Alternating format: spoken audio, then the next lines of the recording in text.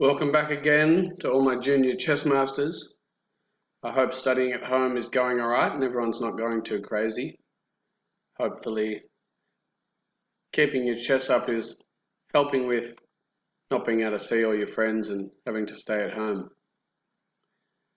So as you might have noticed, we had something very different on Sunday, which on chess.com was called Bug House Chess, which, as you probably know, when we do this variation in chess club, we call it transfer chess. So I understand if some of you have never done it before, or if it's new on the website, it might have been a bit complicated or unexpected. So in the forum or by sending me a message, tell me what you thought of that. Now, maybe if you're used to it, maybe it's a fun variation, maybe we want to do it again, or maybe it's just annoying.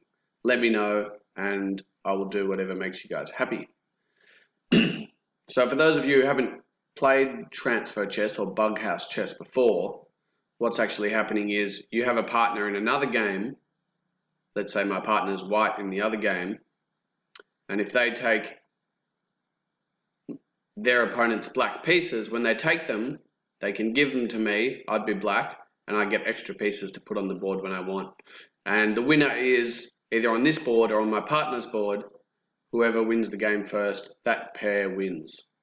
So it can be a bit annoying if you were winning your game and your partner lost, but that's what transfer chess is. It's probably more fun when you can see someone next to you playing as well. But again, let me know what you think of having tried it online. We can also try other variations. Or maybe you don't want to mix it up and have anything different. Maybe you just want to have regular chess with different time intervals or anything. Let me know. So I've chosen from Sunday an interesting game. It wasn't the first place game, but it was near the top. It was interesting, so I chose this one between Shayan and Kobi. It's a short game, but it was pretty even, and they were both getting strong attacks on each other and covers some interesting concepts. Let's have a look.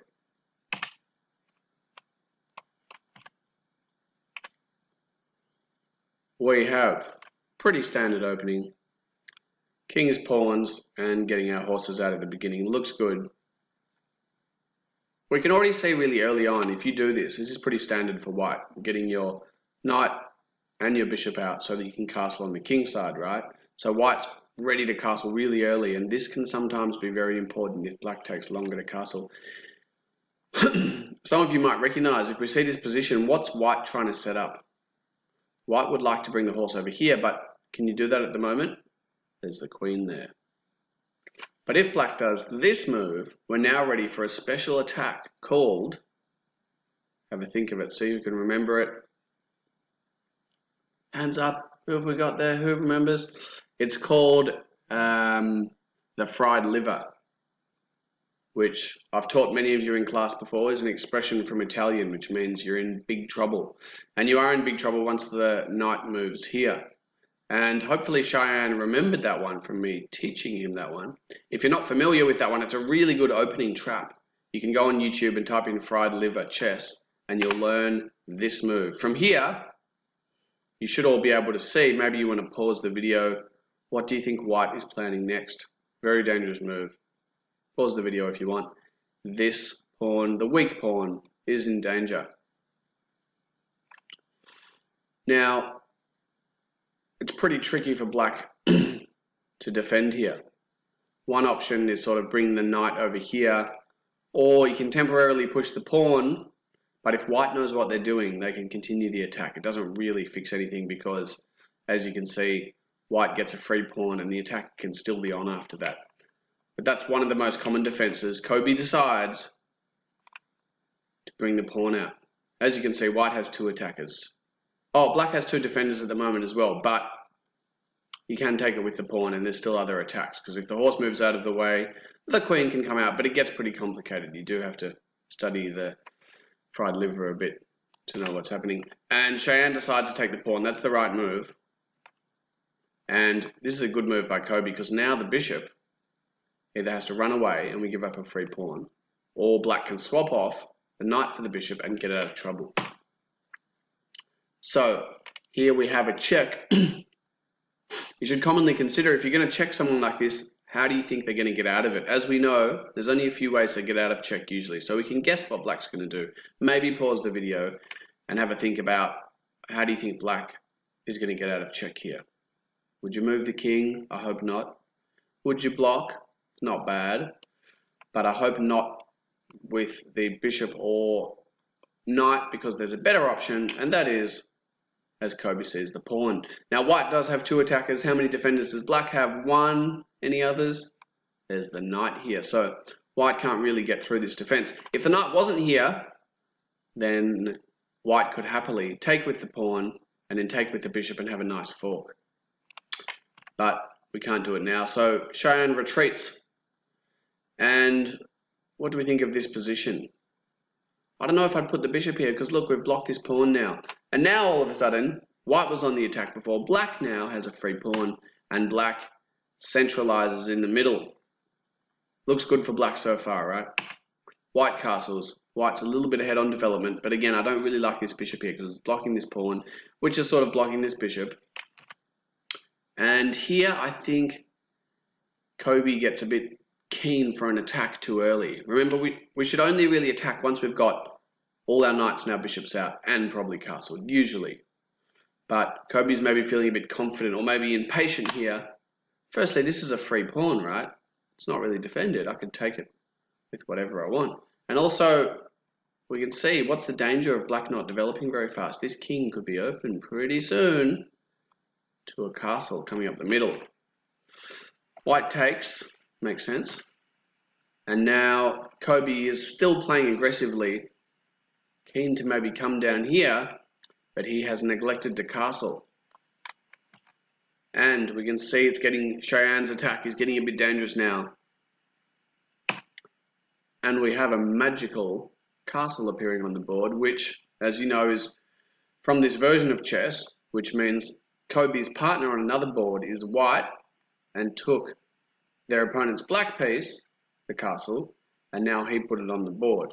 So is that a good position for the castle? Not bad. It's allowing the queen to maybe come down here, and that's almost checkmate, right? King will probably escape, but it wouldn't look good for white.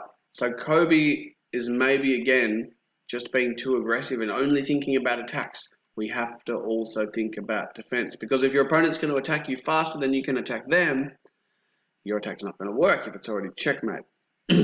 So Shayan does a beautiful attack here. This is one of the reasons I chose this game to show you. What do we call this type of attack? Well, it's a revealed attack. Firstly, some people might not have seen that, because usually you wouldn't think of putting your knight here because it could get taken, except we're revealing, we're revealing an attacker from behind. It's like a sneaky attack. The knight moves, and now there's check from the castle, but also a check from the knight. This is a really important concept when you guys get a bit more advanced and you want to do sneaky attacks. The king is being attacked by two pieces. Double attack. And so that means, normally if this castle wasn't here, we could just take the knight, right? But you can't do that when there's two pieces. You can't take either of them, even if you could. When there's a double attack, you could maybe block sometimes, but if there was two pieces in a row, but usually, especially if there's a knight involved, you can never block a knight. So we can't block, and we can't take, which usually means you have to move the king, which we don't want to do, obviously, because we want a castle. So, king moves over. Kobi is still up on pieces, especially with that extra castle on the board. But what do we think of the position? Look at white's nice king here. Pretty safe. And if I wanted to block this attack, how would I do it? How would you stop this being attacked? We could maybe defend the piece. But better yet, I'd probably just block the queen from being able to attack that pawn. Looks pretty safe. But, again, should you be attacking or defending? Should white defend this pawn, or is there something way, way, way better to do? Have a look at this attack. Still got a lot of pressure here. Maybe pause the video, see if you can see a checkmate. Give you a minute.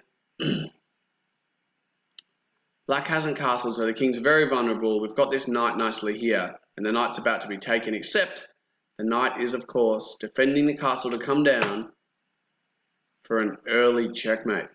Very sneaky, with less pieces on the board. This is an example of how the position on the board can be more important than how many pieces we've got.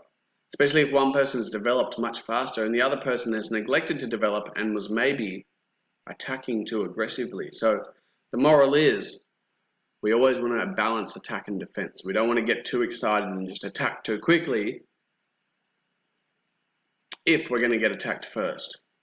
So if there's a really pressing attack and you're about to be in trouble, we want to defend first. Usually we want to get knights out, bishops out, castle, and then we go in for the attack.